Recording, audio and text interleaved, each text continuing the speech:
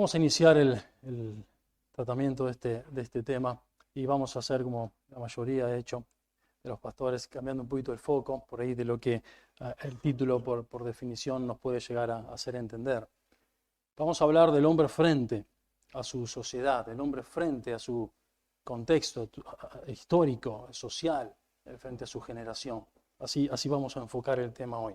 Pero vamos a iniciar el tratamiento de este tema enfocando la meditación en Dios mismo. Y esto lo vamos a hacer por dos motivos principales. El primero, porque creo que a todos nos alegra y nos consuela cuando meditamos en Dios. Y segundo, porque de esa manera vamos a lograr una perspectiva, un marco bíblico claro para dar un tratamiento más conveniente al asunto del Hijo de Dios frente a su generación, el Hijo de Dios frente a su sociedad. Leímos el Salmo 33 y vemos en el Salmo 33 muchas cosas. Pero de las que queremos rescatar y que no son útiles para dar el marco al tema de hoy, está esto de que Dios es creador. Él es el creador de todas las cosas. Él creó el cielo y la tierra con su gran poder. Y lo creó a partir de su propio diseño, de su propio plan, de su propio propósito. Pero no solamente es creador, Él también es sustentador. Y como sustentador, Él continúa en un compromiso irreductible con lo que Él ha creado. El mundo no sigue existiendo por ninguna ONG o por Greenpeace o por algún esfuerzo humano. El mundo sigue existiendo y existirá hasta que Dios lo disponga.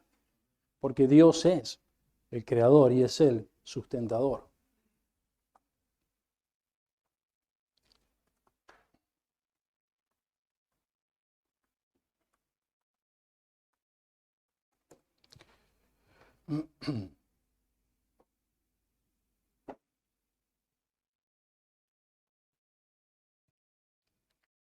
Salmos 33 nos dice también que no solamente es Dios creador y sustentador de todas las cosas, sino que Él está atento al mundo y a los hombres y las mujeres que ha creado.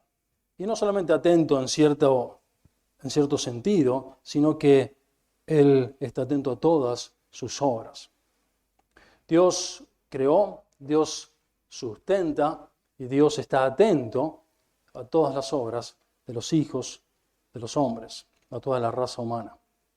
Debemos también hacer referencia a que Dios es un Dios eterno. Y esto lo sabemos, por supuesto, por las Escrituras.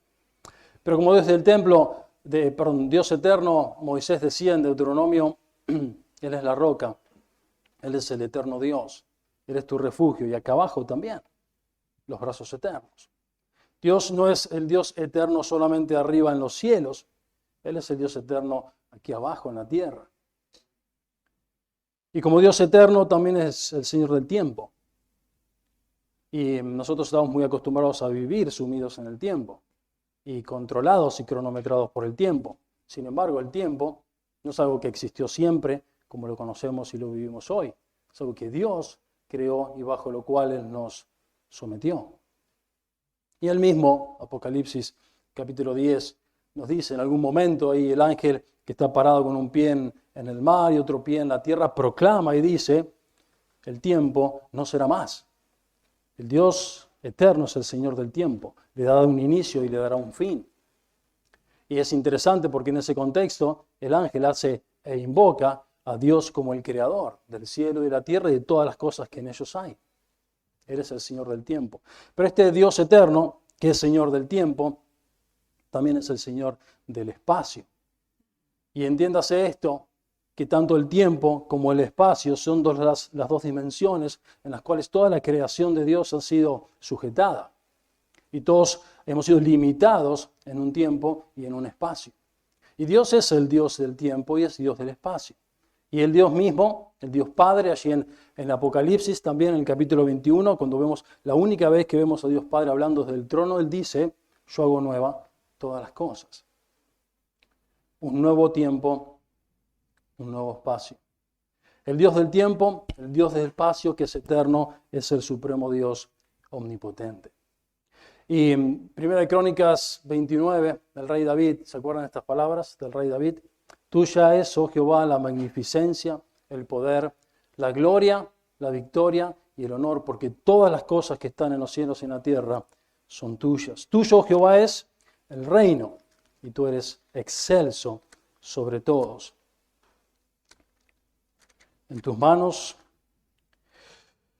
las riquezas y la gloria proceden de ti, tú dominas sobre todos, en tu mano está la fuerza y el poder, y en tu mano el hacer grande y el dar poder a muchos. Hermanos, vayamos refrescando estas ideas en nuestra mente y en nuestro corazón para entonces abordar con este correcto marco lo que vamos a ver acerca de nuestra función de cara al tiempo, al momento y a la sociedad que nos toca en particular.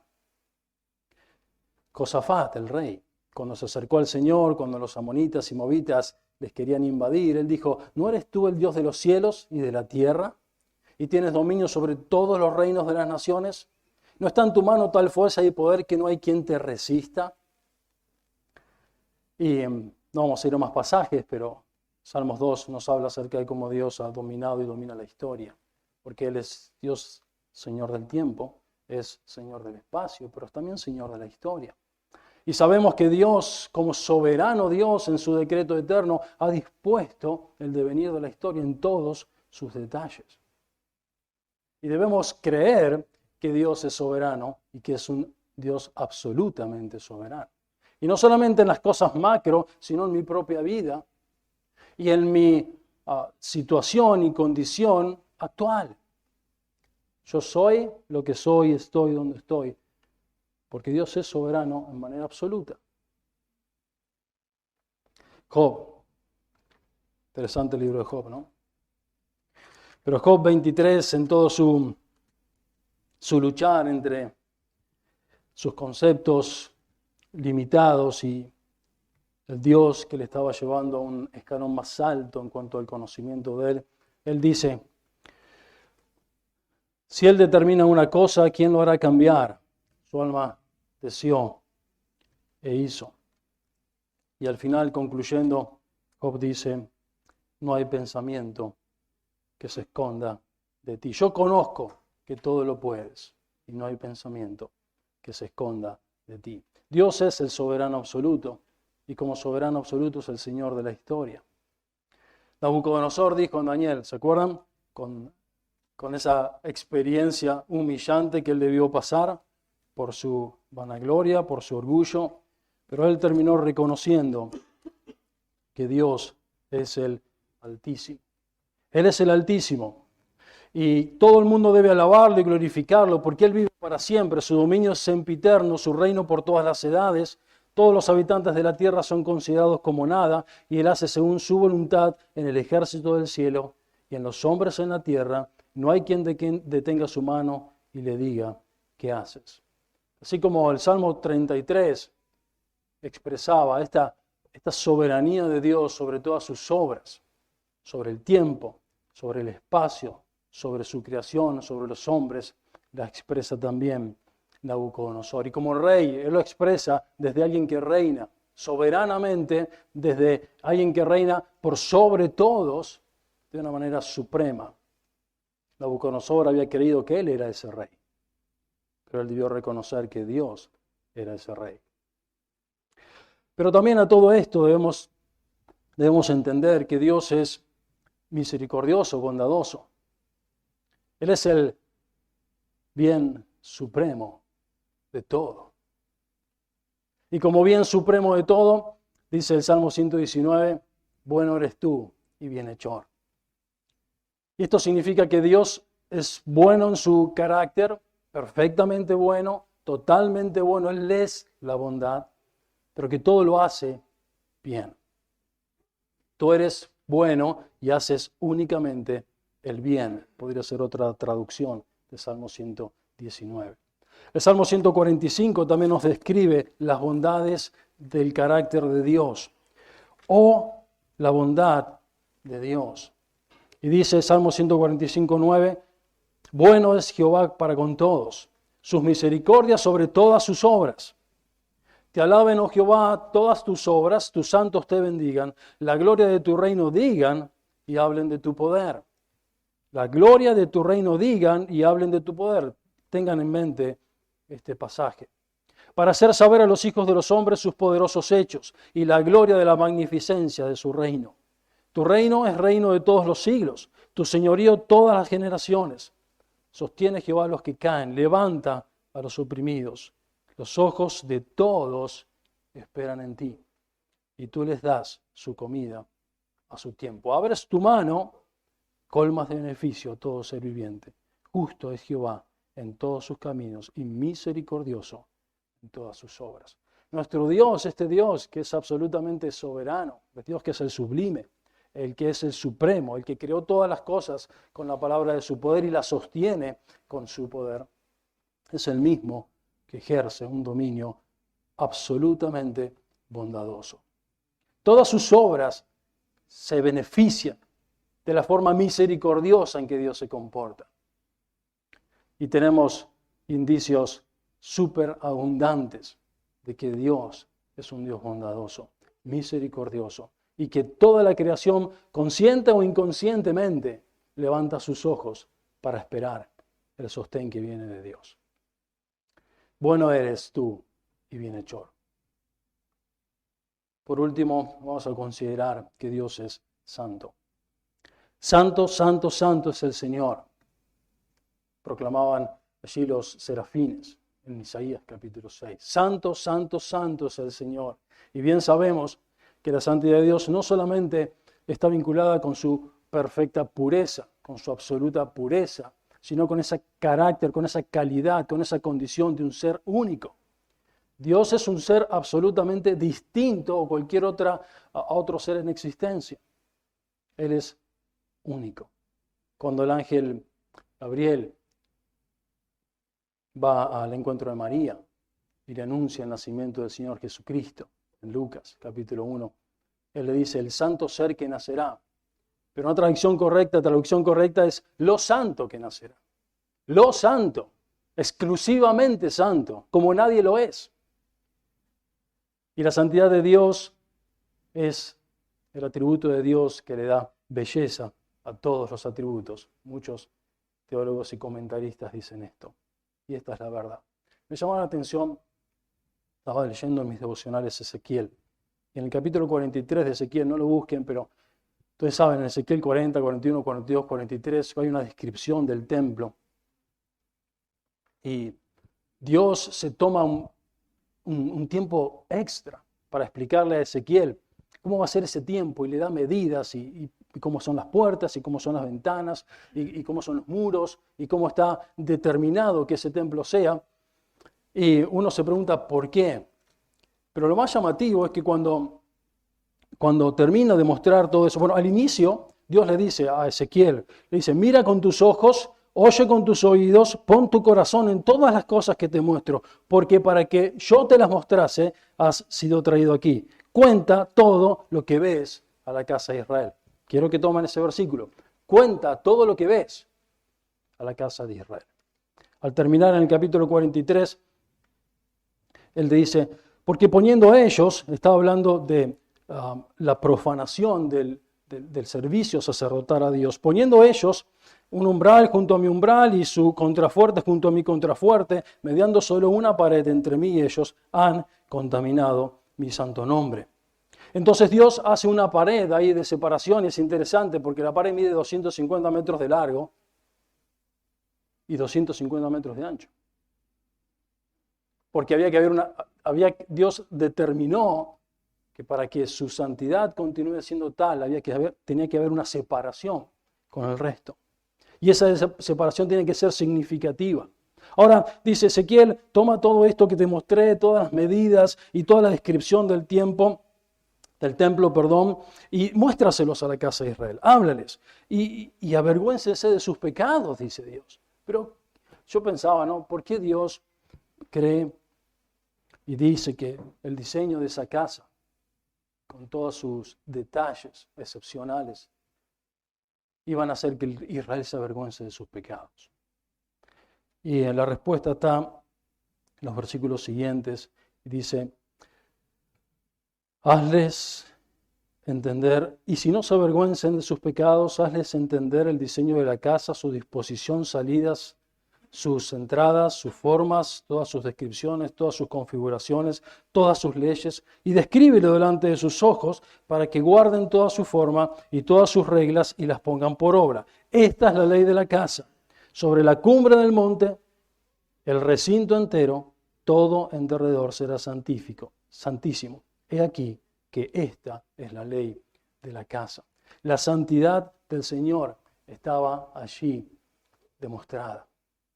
Y tenía que ser proclamada por Ezequías al pueblo para que a través de conocer con exactitud y lujo de detalles cómo se revelaba o se demostraba la santidad de Dios, el pueblo se avergonzara de sus propios pecados. Y por último, hermanos, para cerrar la introducción y este marco, debemos comprender que ese Dios que creó todas las cosas, el que es el sublime y el supremo, es también quien ha iniciado el plan de redención, diseñado, iniciado el plan de redención. Antes de los tiempos, como Pablo dice en Efesios capítulo 1, Él se había propuesto en sí mismo. Él se había propuesto en sí mismo. La Trinidad, en un acuerdo absoluto, en armonía plena, dispusieron el plan de redención. Por lo tanto, quiero decir, este es el marco. Todo esto que hemos visto y mucho más, por supuesto, ustedes pueden ahondar. Es el marco para entender cuál es mi lugar como hijo de Dios frente a la sociedad en la que vivo. ¿Cuál es mi función? Debe empezar por tener en cuenta siempre a Dios, su creación, la obra de sostenimiento de la creación, cómo Él se relaciona con su creación y cómo Él ha querido salvarnos. Otro aspecto de la consideración de este tema es a qué sociedad nos estamos refiriendo, cómo es la sociedad actual. Y por cuestión de tiempo no vamos a ver muchos pasajes, pero ustedes, ya supongo que en sus mentes, hay pasajes, a ver, hermanos, recuerden, algún pasaje que describa la condición de nuestra sociedad en las Escrituras.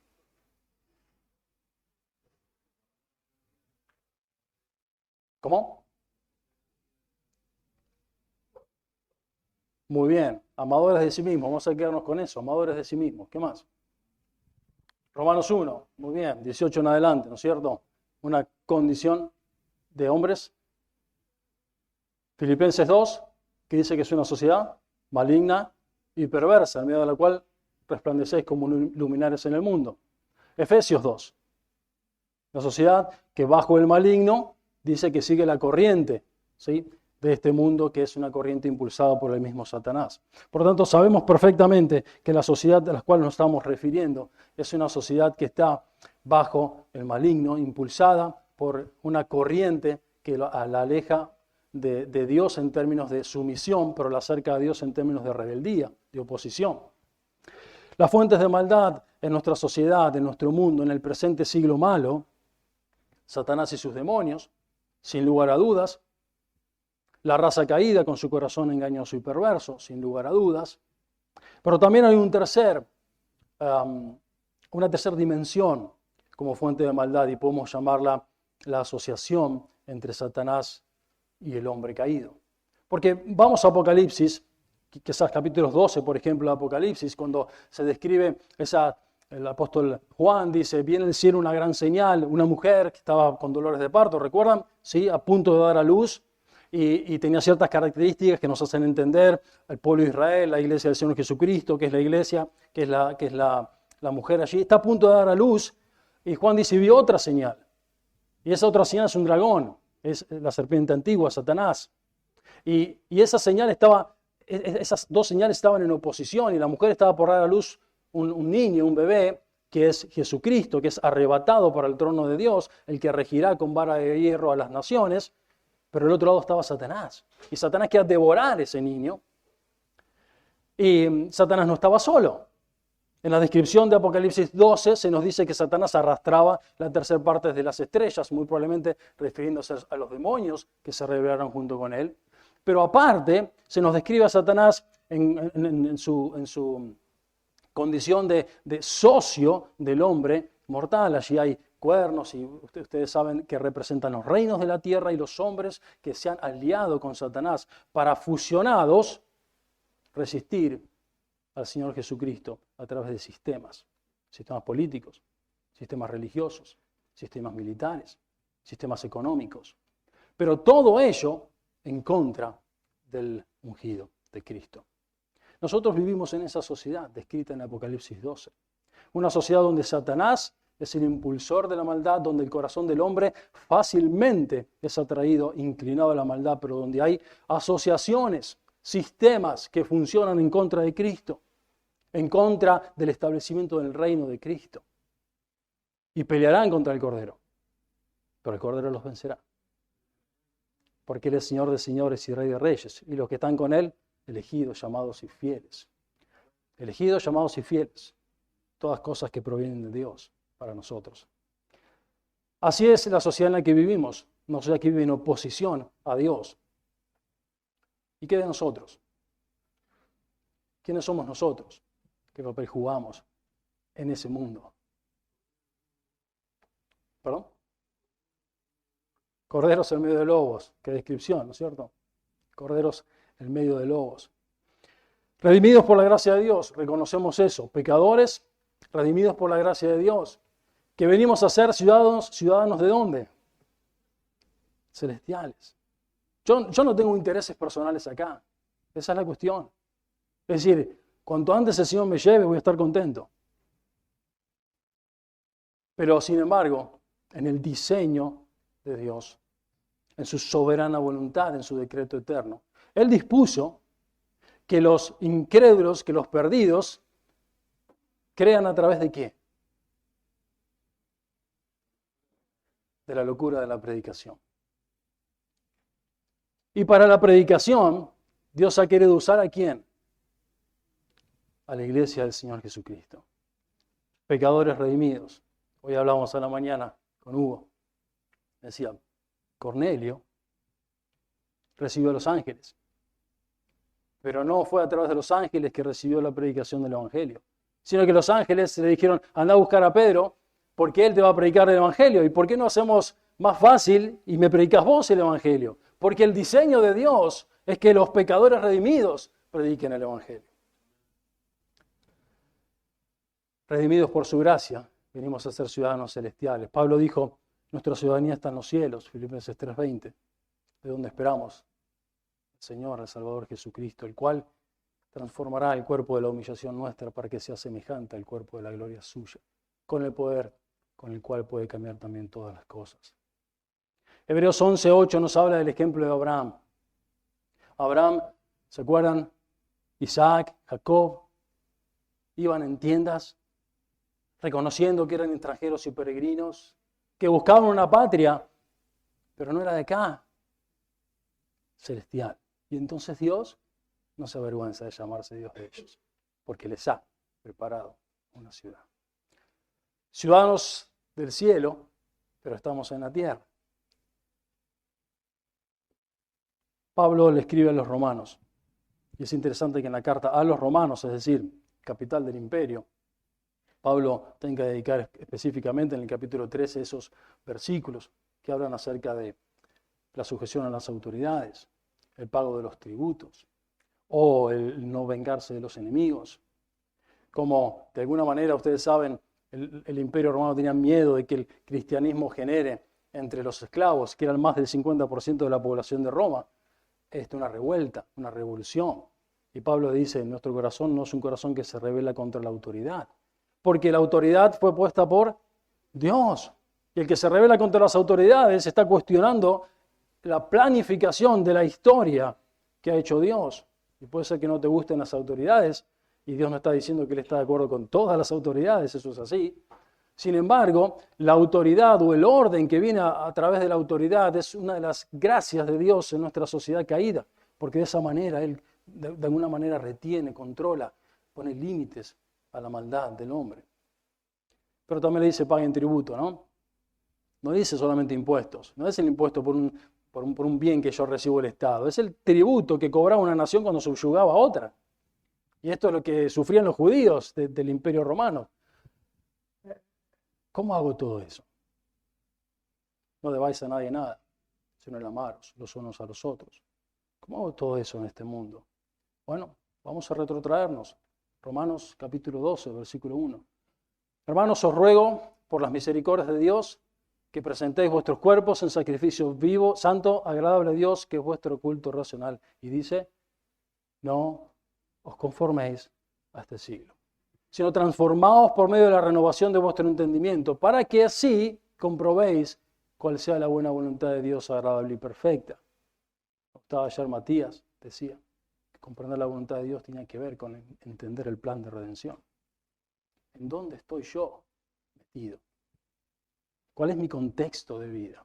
No puedo pensar como el mundo, no puedo ver las cosas del mundo con la mente del mundo. Mi mente tiene que ser transformada, renovada, cambiada, para que estas verdades acerca de Dios, de su carácter, de su creación, de su plan y sobre todo del plan de redención, que es para la gloria de su nombre, transformen mi forma de pensar y yo mire el mundo, interprete al mundo, valore al mundo de una manera bíblica.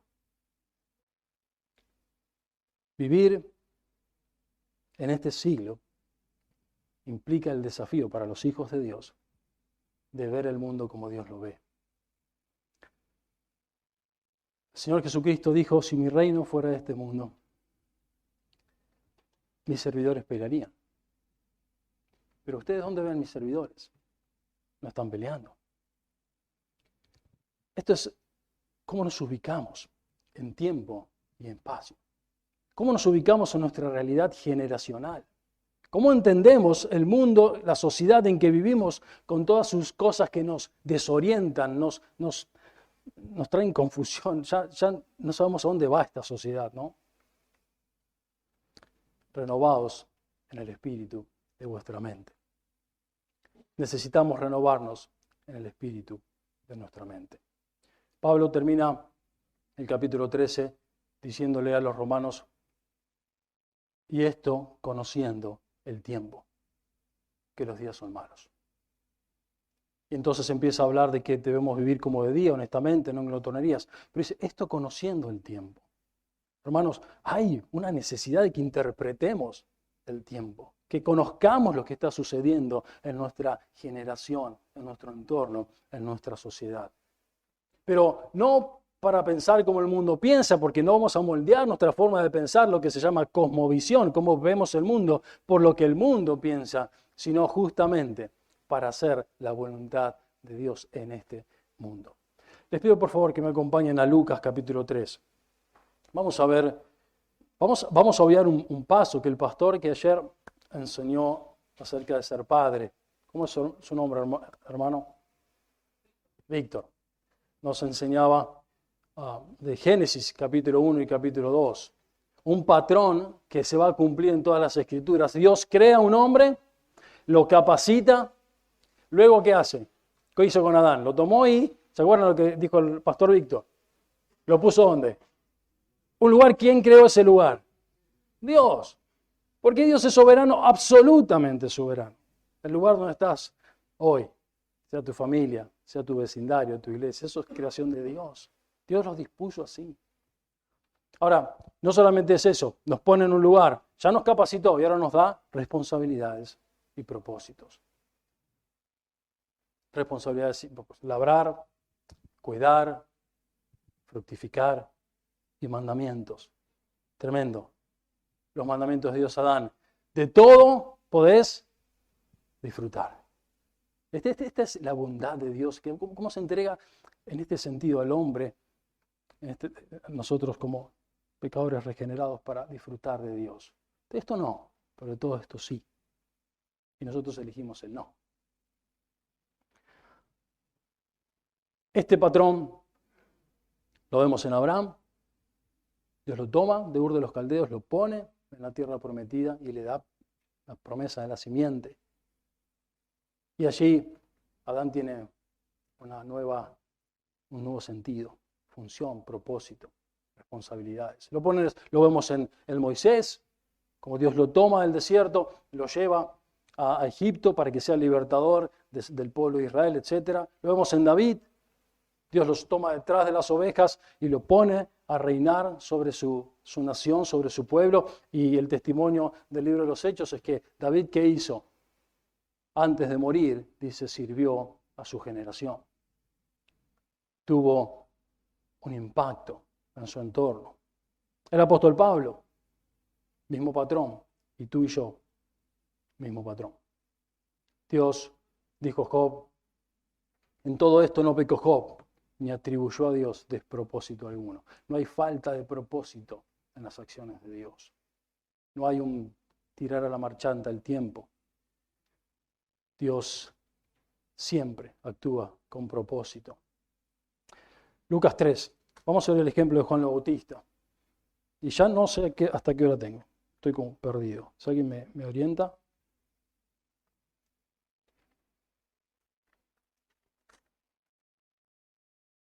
Creo que subí hace 10 minutos, ¿no? 5. ¿Por qué los pastores siempre hacemos chistes con el tiempo, no? ¿Vieron que los pastores siempre hacen chistes con el tiempo?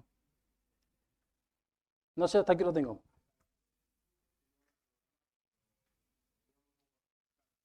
Claro, sí. Me está matando, me está matando. Bien. La conciencia, ¿viste?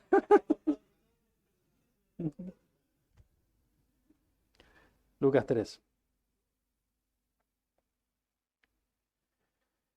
En el año 15 del imperio de Tiberio César, siendo gobernador de Judea Poncio Pilato y Herodes tetrarca de Galilea y su hermano Felipe tetrarca de Iturea y de la provincia de Traconite, y Lisañas tetrarca de Abilinia, y siendo sumos sacerdotes Anás y Caifás, tal cosa. Veamos ahí, ¿no? Comienza Lucas capítulo 3, el médico amado, con esta introducción. Una introducción que parece ser digna de algún tremendo acontecimiento que va a pasar. Hay un acontecimiento histórico que quieren relatar, entonces mirá, ese acontecimiento sucedió en este contexto. Pasaba esto, y estaban estas personas, y este acá, y este allá, y de repente este invento surgió. O este rey conquistó tal otro reino.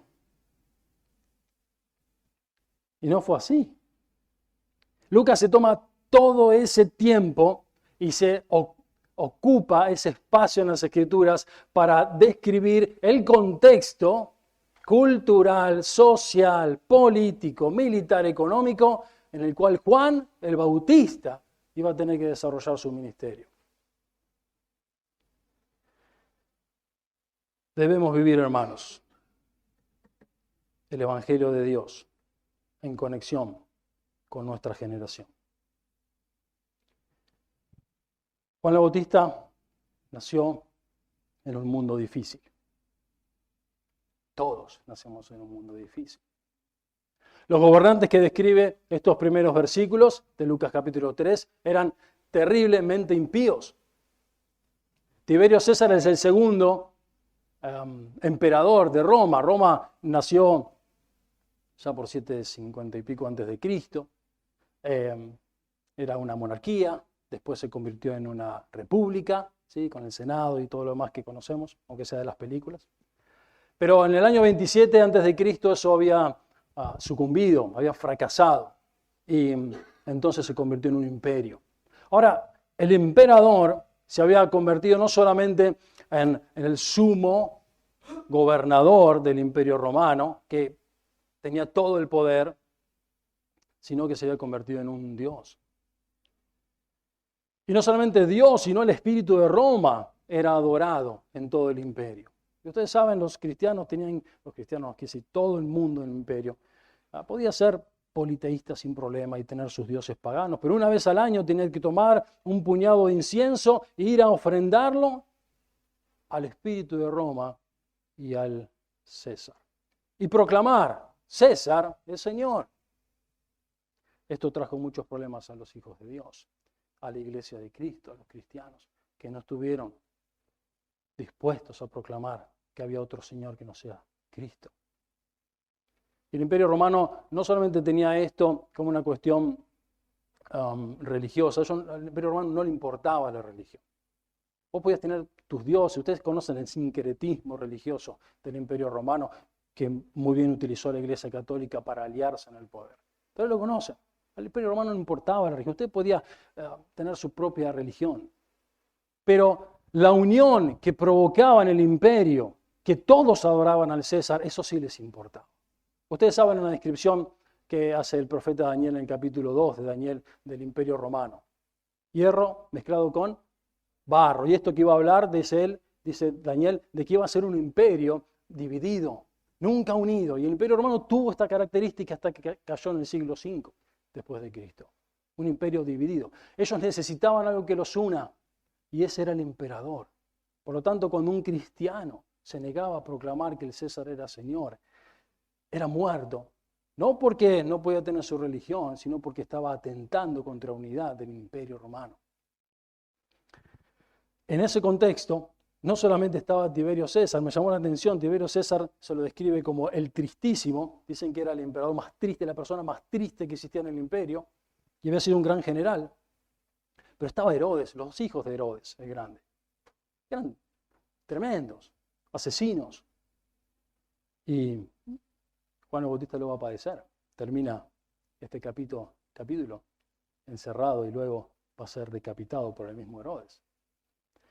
Y todos los que están allí tienen su historia, no vamos a seguir con eso. Pero el contexto de la sociedad en la que Juan nació era ese. Ahora, después de todo este preámbulo, Dios le dice a Juan el Bautista, él fue, dice, vino palabra de Dios a Juan, hijo de Zacarías, en el desierto, y él fue por toda la región contigua al Jordán predicando el bautismo del arrepentimiento para perdón de pecados. Así que lo que vemos es que Juan estaba en el desierto, allí estaba conociendo a Dios, creciendo en gracia y conocimiento delante de Dios, el equilibrio para la teología y la práctica, gracia y conocimiento delante de Dios. Y Dios lo llama al ministerio. Hay que salir, podemos decir esto, del desierto a la ciudad. Ese lugar es lindo, el desierto, a todos nos gusta estar con el Señor, la comunión, pero hay que salir a la ciudad. Hay que ir donde están las personas, los perdidos. Aquellos a que Dios quiere salvar, incluyamos también a aquellos a que Dios quiere condenar. Allí están todos y hay que ir. Debemos, hermanos amados, vivir el Evangelio, proclamar el Evangelio en conexión con nuestra generación. Lutero decía, si usted predica el Evangelio en todos los aspectos, a excepción de los asuntos que tienen que ver específicamente con su época, no está predicando el Evangelio en lo absoluto. Si usted predica el Evangelio en todos los aspectos, a excepción de los asuntos que tienen que ver específicamente con su época, no está predicando el Evangelio en lo absoluto. Seguimos en Lucas 3 y lo que vemos es que que Juan el Bautista tenía un mensaje general. No lo vemos en Lucas, lo vemos mejor en Mateo, pero lo que él decía es arrepentíos porque el reino de los cielos se ha acercado. Eso era un mensaje general. Arrepentíos porque el reino de los cielos se ha acercado. Todos conocemos, y yo lo dejo sobreentendido, que Juan el Bautista es aquel que iba a venir para allanar el camino delante de Cristo, de Jesús. ¿Sí? Bien. Pero sin embargo, fíjense en Lucas 3, que no solamente tenía ese mensaje general, sino en el versículo 7 vemos que ese mensaje general para las multitudes se convertía en mensajes particulares para cada grupo de personas que integraban esa sociedad. En Mateo, capítulo 13, nos dice que los primeros que se acercaron, que acá están descritos en el versículo 7 de Lucas 3, eran fariseos y escribas. Este primer grupo de personas, no lo vamos a buscar ahora, pero Mateo 3, 1 y 2 dice, se acercaron algunos escribas y fariseos. Y Juan tenía un mensaje para ellos. Generación de víboras, quien nos enseña a huir de la ira venidera. Este mensaje no se lo dijo a los demás, se lo dijo a ellos. Vemos en el versículo 10 que se acercó la gente común, la gente sencilla. Y dijo, ¿y nosotros qué vamos a hacer, Juan? Bueno, si tienen 2 túnicas, den una. Y si tienen que comer, compartan. Bueno. Versículo 12. Los publicanos. Se acercaron los publicanos y dijeron, Señor, maestro, ¿qué haremos? Bueno, no cobren de más. No hagan como hacen nosotros. Cobren lo que tienen que cobrar, lo que sea justo. Y por último se acercaron los soldados.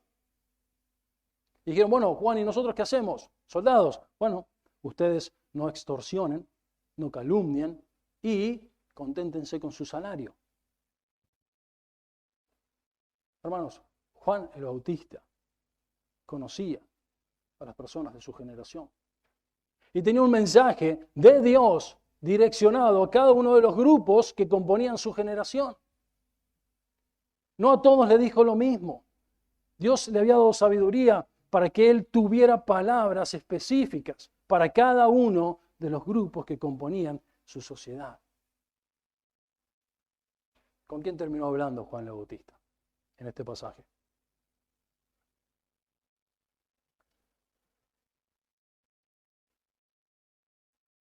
Bueno, terminó hablando con alguien en la cárcel, según el pasaje, pero el último fue Herodes el tetrarca. Y este pasaje nos dice que desde la gente más sencilla hasta los reyes, todos tuvieron de parte de Juan el Bautista un mensaje específico que recibir. El Evangelio de Dios predicado en conexión con tu generación. Bien, Juan tomó gran notoriedad. Era muy famoso. Era el hombre del momento. Todos salían a él para ser bautizados, dice, de las regiones contiguas, de todos lados. Así que, ¿quiénes fueron los primeros que notaron esto? Los religiosos de la época, que nunca querían perder el control y el dominio de todo y no querían que se les escape nada. Entonces le fueron a hacer una entrevista a Juan. Y en esta entrevista que está en Juan capítulo 1, dice que se le acercaron y ¿eres el Cristo? No, no soy el Cristo. ¿Eres un Elías? No. ¿Eres un profeta? No. ¿Quién eres? Y la pregunta específica para el hombre del momento fue una pregunta que entra que es una gran prueba para nuestro orgullo. Una gran prueba. ¿Qué dices de ti mismo? ¿Has visto las entrevistas que se hacen a los famosos jugadores de fútbol, actrices, actores, que les encanta que les pregunten acerca de sí mismos? Y despliegan sus proyectos, sus modos de pensar, cuentan cuántos autos compraron y cómo les fue en tal partido, con quién estuvieron. ¿Qué harías si te tendrías que definir a partir de esta pregunta? ¿Qué dices de ti mismo? Bueno, yo soy un bancario. Bueno, yo soy un arquitecto. Bueno, yo soy un médico. ¿Qué dices de ti mismo? ¿Quién eres? La respuesta de Juan, él a la sangre. Yo soy la voz de uno que clama en el desierto. Vos lo veías a Juan el Bautista vestido de pieles de camello. Su cuerpo lo sustentaba con langostas y miel silvestres. Él entendía que su cuerpo, era lo que el apóstol Pablo dice, un vaso de barro. Pero lo importante que era, el mensaje, el tesoro. Entonces, cuando él se definió a sí mismo, dijo, soy una voz. Con ser una voz es suficiente. Con que yo proclame el mensaje de Dios y sea audible para los de mi generación es suficiente. Ni siquiera necesitaría este cuerpo. Nadie necesitaría verme, ni si tengo lindos ojos, si soy pelado, si visto bien, si como los mejores manjares. No importa. Con ser una voz alcanza, porque es el mensaje lo que importa. Un tesoro en vasos de barro. Y Pablo dice que esto es así por diseño de Dios, para que la excelencia del poder sea de Dios y no de nosotros. No funciona sin la excelencia del poder de Dios, no funciona. Sí, el Evangelio es poder de Dios para salvación a todos los que creen y gloria a Dios por eso. Pero funciona según el diseño de Dios cuando una voz se alza, cuando se predica la palabra, el Evangelio. Así funciona. El hombre no puede recibir nada si no le fuere dado del cielo, dijo Juan en esa entrevista. Y terminó diciendo, es necesario que él crezca, pero que yo mengüe. Un mensaje de salvación y un mensaje de condenación. Juan predicaba el mensaje del reino. Arrepentidos porque el reino de los cielos se ha acercado. Con el objetivo primordial con que Cristo murió en la cruz. ¿Por qué Cristo murió en la cruz? Primordialmente. Antes que nada, Él murió para reivindicar la santidad del Padre, que había sido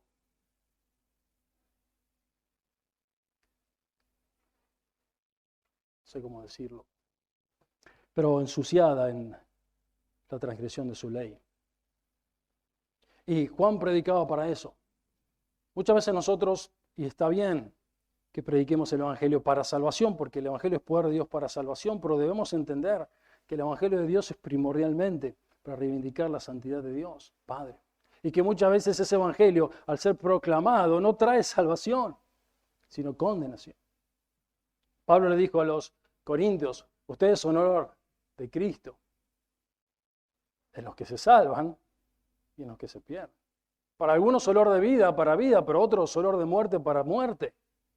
¿Y por qué lo haría entonces? ¿Por qué sigo siendo la voz de alguien que clama en el desierto? Porque mi objetivo primordial es reivindicar al santo de los santos. Juan el Bautista fue llamado del desierto a la ciudad para ser luz y sal. Mateo capítulo 5, ustedes saben esta porción, vosotros sois la sal de la tierra. Si la sal se hiciera insípida, ¿con qué se sazonará? La eficacia de la sal está en su carácter, en que se mantenga siendo sal. Pero no es así con la luz. La luz dice, vosotros sois la luz del mundo. Ninguna luz se enciende y se pone ¿dónde? ¿Dónde se pone? En su lugar. La eficiencia de la luz no radica en su carácter, sino en el lugar donde está. Que esté en el lugar que tiene que estar haciendo lo que tiene que hacer. Juan el Bautista era un hombre que por la gracia y sabiduría de Dios comprendió el lugar en el que tenía que estar. Y entonces pudo alumbrar, fue eficiente. Y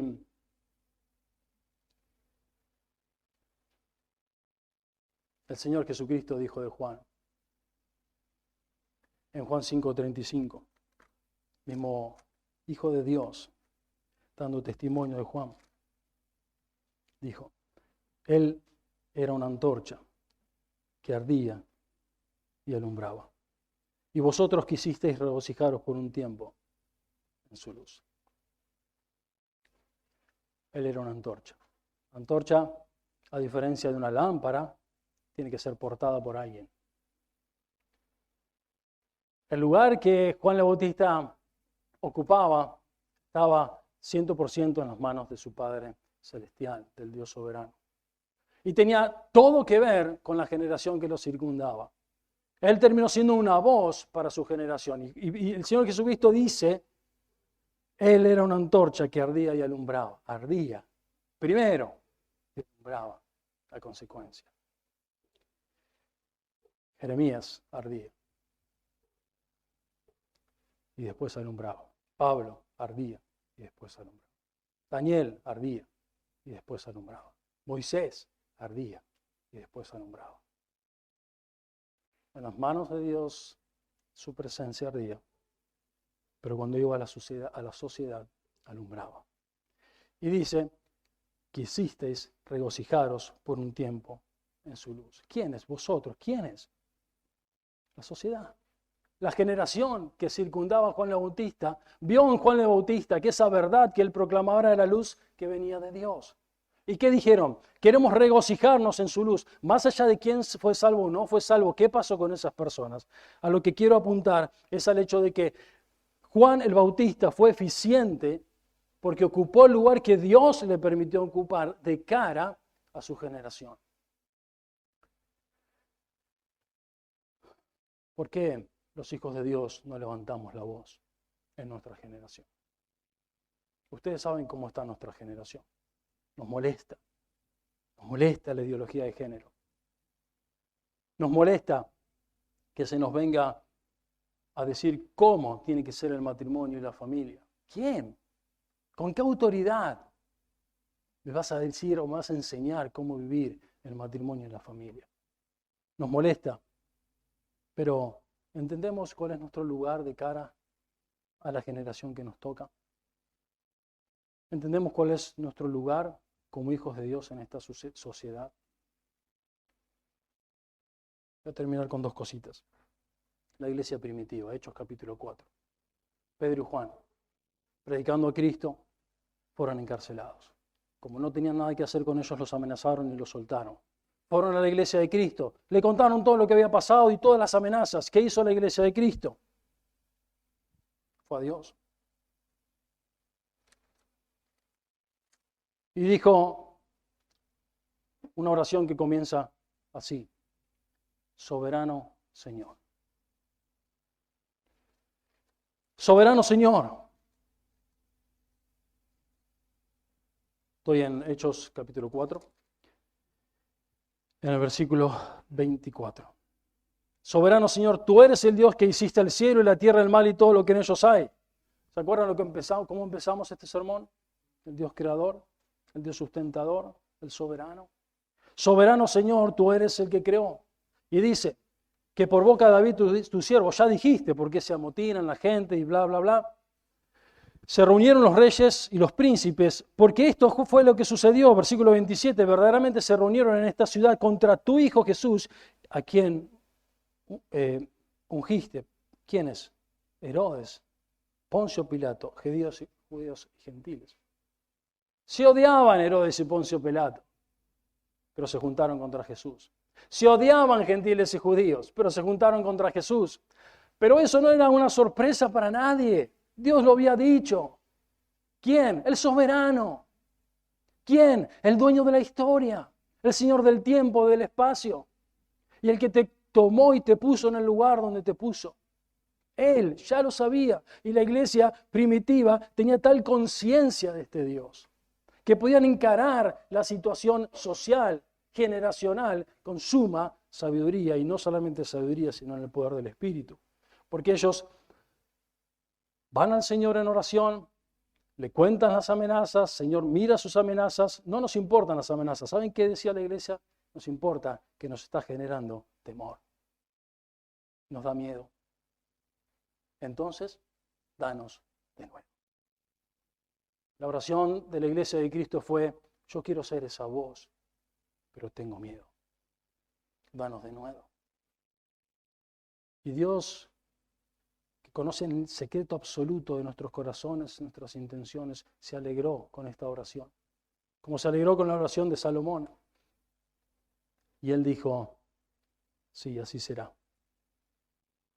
Cuando hubieron orado el lugar que estaban, tembló, fueron llenos del Espíritu Santo y hablaban con denuedo la palabra. Sí, no soy valiente, pero Dios puede obrar en mí para que sea valiente. Sí, no tengo quizás sabiduría, pero Santiago dijo: pídale a Dios, Él da a todos abundantemente. No sé cómo hablar a mi generación, no sé cómo ser esa voz. Pida sabiduría. ¿Por qué los hijos de Dios, la iglesia de Cristo, no levanta la voz? Les aconsejo ver los videos que ha filmado Francis Schaeffer, algunos los conocerán, teólogo y filósofo suizo. Son 10 videos de 25 minutos que hacen un análisis de la historia. Muy, muy interesante. Muy interesante. Y él se pregunta en estos videos, después de analizar la historia y el mundo a través del arte, él dice: ¿y entonces cómo debemos vivir? La respuesta está en Juan el Bautista, como una voz que proclama, que grita, que habla en el desierto. Hermanos, en estos días hemos estado viendo tantas verdades. Yo decía, Ricardo el otro día comentaba, Daglio, me están sacando 30% del sermón, y yo un poco también veía que hoy a la mañana me tuve que levantar para reordenar el sermón. Pero lo que en realidad descubrimos es que Dios ha estado construyendo su verdad, una verdad sobre la otra, ¿no? Y en mucho de eso nos ha hablado acerca de nuestro lugar.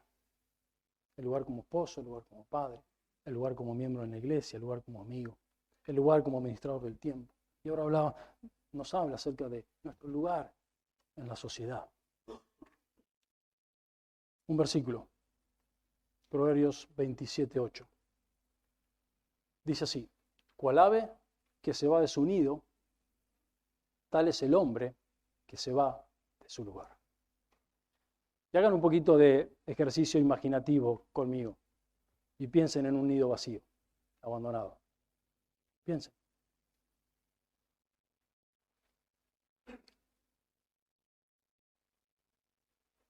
¿Dónde está la protección? ¿Dónde está la provisión? ¿Dónde está el futuro de esos polluelos o de esos huevos? Cual ave que se va de su nido, tal es el hombre que se va de su lugar.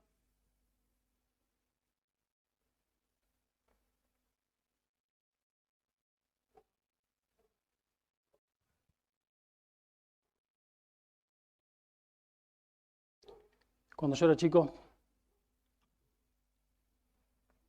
mi papá tenía una estanciera Ica, del 64. Ricardo la conoce porque la manejaba también.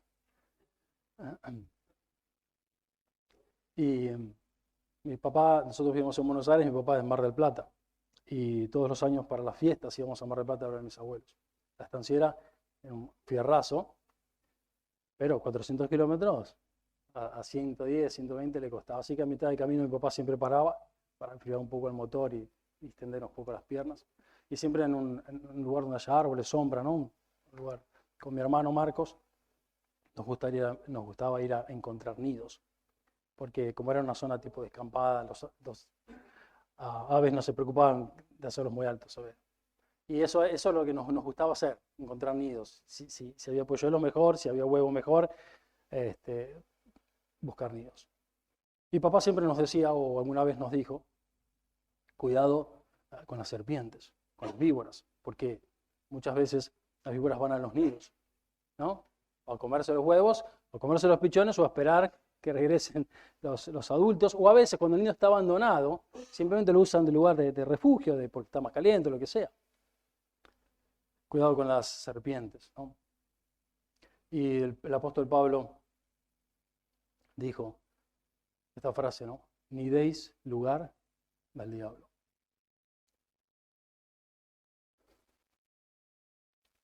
Somos privilegiados de haber nacido hombres. Esto no es machismo. Porque el Señor derrama sobre nosotros una gracia que se traduce en responsabilidades, en habilidades, en ministerios. Se traduce en ser esposos, en ser padres, en ser un trabajador, en ser un ministro del Evangelio. Y es honroso, es un privilegio. Pero cuidado, ¿no? Cuidado porque Él nos ha puesto en un lugar. Como esposos, como padres, como ministros del Evangelio, o en tu trabajo, o en un estudio, en la universidad, en tu vecindario, donde sea. Porque cuando nosotros somos capaces de abandonar cualquiera de esos espacios, Satanás va a estar bien presto para ocuparlo. Y él siempre lo ocupa de la peor manera. Cual ave que se va de su nido, tal es el hombre que se va de su lugar. Dios nos libre, nos guarde, pero también nos conduzca a ser esos hombres que firmemente, eficientemente, sabiamente, en el poder del Espíritu ocupamos el lugar que Dios nos ha dado.